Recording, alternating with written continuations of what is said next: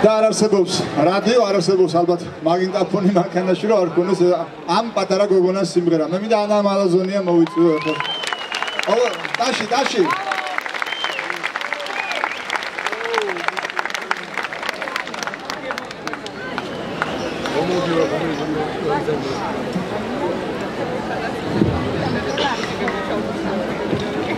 მოგესალმებით.